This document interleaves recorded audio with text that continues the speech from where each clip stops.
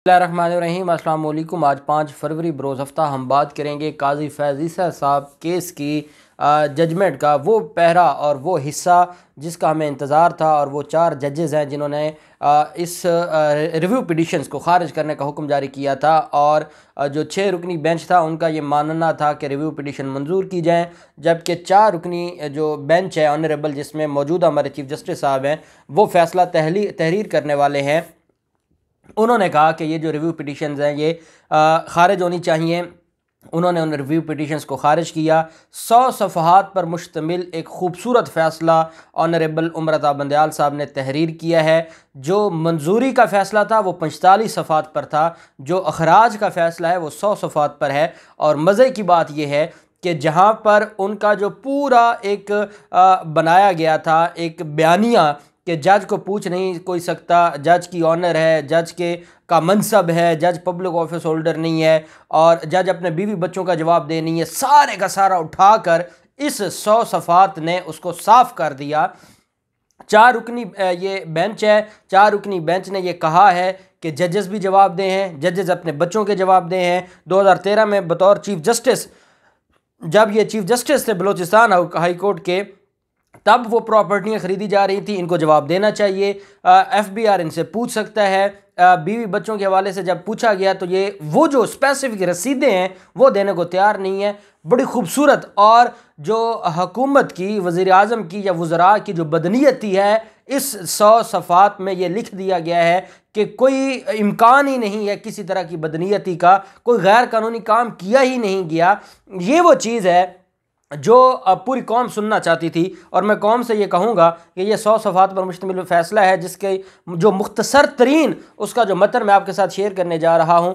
एक चीज़ हमने ज़रूर रखनी है कि जैसे हमने इख्तलाफ किया जस्टिस मंसूर अली शाह साहब की सरबराही में जो फ़ैसला लिखा गया था रिव्यू पिटिशंस की मंजूरी का, हम वैसे ही अप्रिशिएट करेंगे इस फ़ैसले को, क्योंकि ये कानून के मुताबिक है। फिर मज़े की बात यह है कि इसको भी नीचे लिखा गया है कि अप्रूव्ड फॉर, इसको जो साइटेशन के लिए, प्रेसिडेंट के लिए भी इसको अप्रूव किया गया है। और साथ इसमें यह भी कहा गया है कि जो जस्टिस मुनीब अख्तर साहब हैं उन्होंने इस फैसले में एक साथ इजाफी नोट लिख के ये वजाहत की है कि जो पहला फ़ैसला था रिव्यू पिटिशन मंजूर करने का वो इल्लीगल है। इस वजह से इल्लीगल है कि जस्टिस मंजूर मलिक साहब रिटायर हो चुके थे। शार्ट ऑर्डर देने के बाद, उनकी रिटायरमेंट के बाद उनसे कैसे सिग्नेचर करवा लिए गए जब वो जज सुप्रीम कोर्ट नहीं थे।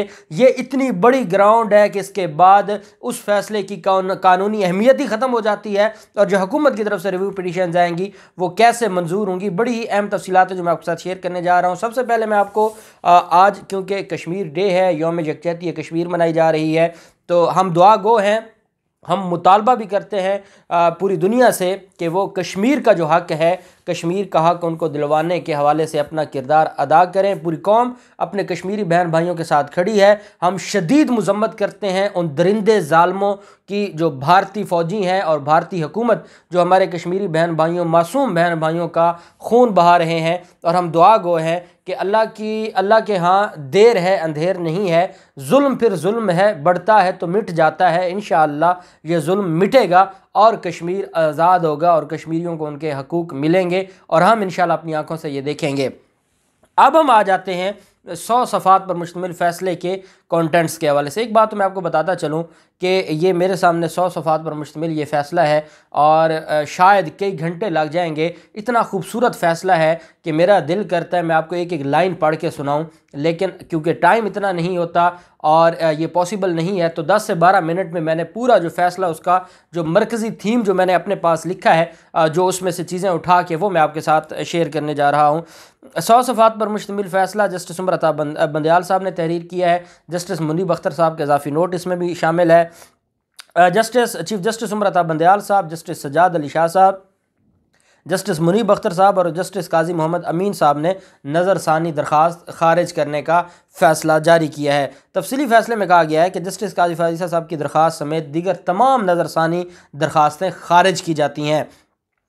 जजेस भी दीगर अफराद और पब्लिक ऑफिस होल्डर की तरह गलतियों पर काबिल एहतसाब हैं। ये वो पहला बुनियादी जो इस फैसले के अंदर कहा गया है कि जजेस भी बाकी पब्लिक ऑफिस होल्डर्स की तरह गलतियों पर काबिल एहतसाब हैं।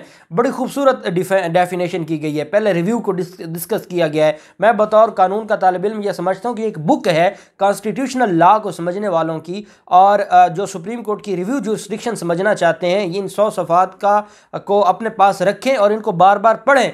आपको रिव्यू की समझ आएगी। जज कौन होता है, क्या वो पब्लिक सर्वेंट है, पब्लिक ऑफिस होल्डर क्या होता है, हर चीज़ को डिफाइन किया गया। बड़ी खूबसूरत जजमेंट है। फैसले के मुताबिक सुप्रीम जुडिशल काउंसिल में जस्टिस काजी फैज़ ईसा के खिलाफ शिकायत आई। जज के खिलाफ सामने आने वाले मवाद पर वजाहत देना अदलिया की साख बचाने के लिए ज़रूरी है। इख्तलाफी अक़लियती फैसले में कहा गया कि जस्टिस काजी फैज़ ईसा साहब की अहलिया और बच्चों के टैक्स मामलात पर आर्टिकल 184(3) के इतलाक़ न होने की दलील में वज़न नहीं।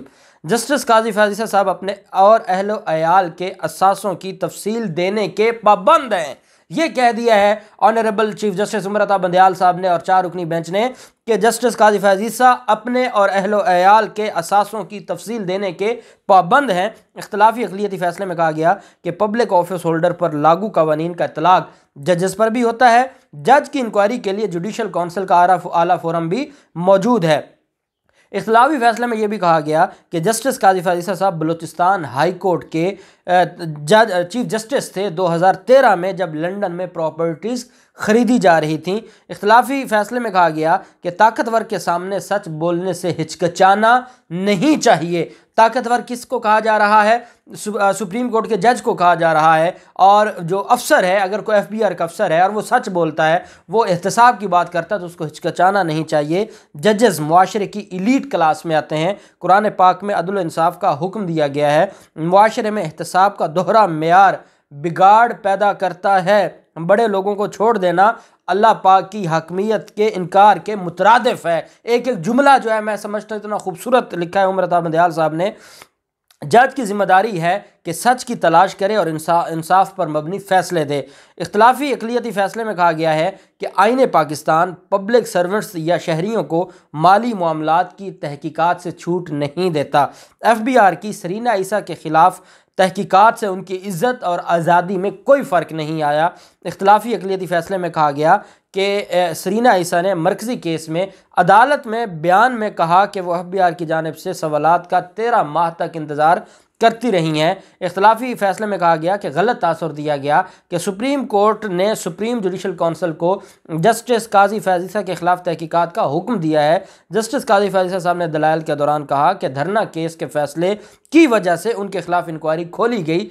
जज के खिलाफ रेफरेंस में बदनीयती शामिल होने के तासुर महज ख्याली, गैर माकूल और गैर मुतल्लका है। बस बात ख़त्म हो गई।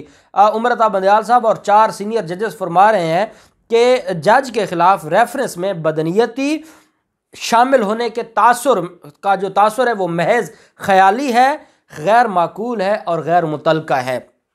इख्तलाफी अक़लियती फ़ैसले में यह भी कहा गया कि वज़ीर कानून के कहने पर ईस्ट रिकवरी यूनिट की तहकीकात का मामला अब बंद हो चुका।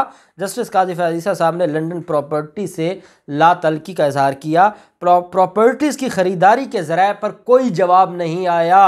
ये सबसे खूबसूरत बात है कि प्रॉपर्टीज़ की ख़रीदारी के हवाले से और ज़राए के हवाले से कोई जवाब नहीं आया। मतलब सारा कुछ होता रहा। पहले सुप्रीम जुडिशल काउंसिल के सामने पेश हुए, फिर सुप्रीम कोर्ट में रिट की, रिट में ख़ुद बहस करते रहे, फिर उनकी वाइफ ने बहस की, फिर उसके बाद फ़ैसला आया, फ़ैसले में FBR के सामने पेश हुए, FBR कार्रवाई करता रहा, फिर रिव्यू पिटिशन आई, रिव्यू 6 तरह की रिव्यू पिटिशन्स थी। सारी मामलात और सारी चीज़ें चलती रहीं, एक बात का जवाब ना आया और वो थी कि ये प्रॉपर्टीज़ आपने कैसे बनाई। रसीदें नहीं दी। रसीदें देने के बगैर हर बात इन्होंने दुनिया जहान का इल्ज़ाम सारी कौम पे लगा दिया, रसीदें नहीं दी। अदालत में यह भी कहा कि अक्सरियती जजेस ने बेंच के किसी रुकन या मुतल्लका फोरम को जस्टिस काजी फैज़ ईसा से मुतल्लिक मौजूद मवाद को जांचने से नहीं रोका था और इस वजह से ये तासुर देना कि कोई किसी को रोका गया है तो ये भी गलत होगा। और ये बात चीज़ें भी आई थी। ये जजेस का मामला हम इसमें नहीं पढ़ते। अब इसमें जो जस्टिस मुनीब अख्तर साहब ने साथ एक अलग से जो वाज़े नोट लिखा है, अब ये 100 सफ़ात पर जो मुश्तमिल फ़ैसला है, इसमें और बहुत सारी चीज़ें हैं। मैंने आपको वो चीदा चीज़ें बताई हैं जो इतने थोड़े टाइम में बताई जा सकती हैं। जो मैंने 3 बार इसको स्टडी करने के बाद जो क्रक्स इसमें से निकाला है वो मैंने आपके साथ शेयर किया है। अब जस्टिस मुनीब अख्तर साहब का जो इजाफी नोट है वो आपके साथ आपको बताना बड़ा ज़रूरी है। उन्होंने ये फरमाया है कि जो 4 जजेस थे जिन्होंने फ़ैसला तहरीर किया, और उसमें जो जस्टिस मंसूर अली खान साहब थे, जस्टिस मज़ार आलम मियाँ खेल साहब थे, इसके अलावा जो जस्टिस काजी मोहम्मद अमीन साहब थे और जस्टिस मकबूल बाकर साहब, ये 4 जजेस से जिन्होंने फ़ैसला लिखा। जस्टिस याहिया अफरीदी साहब का इजाफी नोट अलग से आया, और जो ऑनरेबल जस्टिस थे साबिक जस्टिस मंजूर अहमद मलिक साहब वो थे नहीं। जस्टिस मुनीब अख्तर साहब ने कहा कि ये कैसे हो सकता है कि हमारा ये जो 4 रुकनी बेंच है जिसने ये 100 सफ़ात पर मुश्तमिल फ़ैसला लिखा है, उनका ये मानना है और वो ये समझते हैं कि जो अक्सरियती फ़ैसला है वो भी सिर्फ़ 4 जजेस का फ़ैसला है, वो 6 जजेस का फ़ैसला नहीं है। फिर उन्होंने कहा कि शॉर्ट ऑर्डर में अगर 6 जजेस के साइन आ गए तो ऑपरेटिव पार्ट जो होता है, जिसको रेशो डिसंडाई कहते हैं, जो एग्जीक्यूट जिसके ऊपर अमल दरामद किया जाता है, वो क्या तफसीली तहरीरी फ़ैसला होता है या शार्ट ऑर्डर होता है। अगर तो वो कानून कहता है कि वो तफसीली फ़ैसला होता है, उसके ऊपर अमल दरामद किया जाता है, तो इसका मतलब ये है कि जस्टिस मंजूर अहमद मलिक साहब शार्ट ऑर्डर पर साइन फरमा गए थे। उसके बाद वो रिटायर हो गए। रिटायर होने के बाद जब इन्होंने ये फ़ैसला तहरीर किया तो एक जज ने तो अपना इजाफी नोट दे दिया अलग से, और जो 4 जजेस थे उन्होंने ये फ़ैसला तहरीर किया। वो जो फ़ैसला है वो 4 जजेस का तहरीर शुदा है, उसमें एक जज का अलग से नोट है। और जो मंजूर अहमद मलिक साहब हैं उनको जो 55 नंबर पैरा है उस पहले फ़ैसले का अक्सरियती जो फ़ैसला है उसका, उसमें कहा गया कि हमने मंजूर अहमद मलिक साहब के पास सुप्रीम कोर्ट के जो एक अफसर को भेजा है, वो उनसे रजामंदी लेकर आए हैं और साइन भी लेकर आए हैं, तो ये उनके साइन है। जस्टिस मुनीब अख्तर साहब ने कहा ये कहाँ होता है, ये तो कानून का खिलवाड़ हो गया, ये तो गैर कानूनी हो गया, ये जजमेंट ही गैर कानूनी हो गई जिस पर उस जज का साइन लिया गया जो जज उस वक्त अवेलेबल नहीं था। अगर आपने उस जज का साइन लेना भी था, आप क्या करते, आप उस जज को फिर इंटरम बुनियादों पर अबूरी तौर पर दोबारा सुप्रीम कोर्ट का जज बनाते।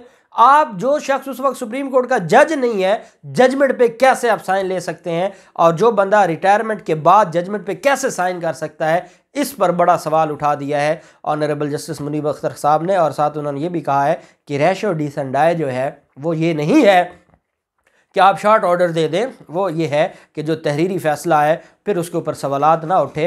तो उन्होंने कहा कि हमारा ये मानना है कि इन रिव्यू पिटिशंस को खारिज करने के हवाले से भी 4 रुकनी बेंच था, 4 मेंबर थे, और इसको मंजूर करने के हवाले से भी 4 रुकनी बेंच का फ़ैसला है। इस वजह से उसको अक्सरियत ही नहीं कहा जा सकता, इस वजह से उस पर अमल दरामद नहीं हो सकता। और फिर उसमें सबसे बड़ी इलीगैलिटी ये है कि उसमें जस्टिस मंजूर अहमद मलिक साहब के सिग्नेचर ही कोई नहीं है, और वो जो सिग्नेचर किए गए हैं वो इलीगल हैं, अनलॉफुल हैं, और बग़ैर किसी वैलिड रीज़न के हैं, क्योंकि वो रिटायर्ड हो चुके थे और रिटायरमेंट के बाद वो जजमेंट पर सिग्नेचर नहीं कर सकते। ये वो चीज़ है कि जिसके बाद वो जो फ़ैसला है उसकी कानूनी हैसियत ख़त्म हो गई। अब जो एक तो रिव्यू पिटिशंस फाइल की जानी है उसमें बहुत बड़ा ये फ़ायदा और एक बहुत बड़ी मेन ग्राउंड ही अब ये होगी कि वो फ़ैसला इलीगल और अनलॉफुल है।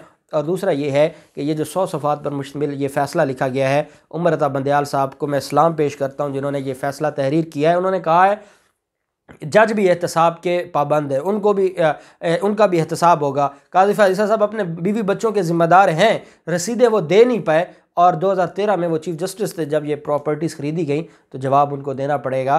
तो ये मामला बड़ा दिलचस्प हो गया है। अभी इस पर मज़ीद जो कुछ चीज़ें हैं जो मैं आपको शायद हो सकता है कि इसके पार्ट 2 में मैं आपके साथ शेयर करूं, जो भी तफसीलात होंगी आपके साथ शेयर करते रहेंगे। अल्लाह पाक पाकिस्तान कामयाब नासिर हो। बहुत शुक्रिया। अल्लाह हाफ़िज़। पाकिस्तान जिंदाबाद।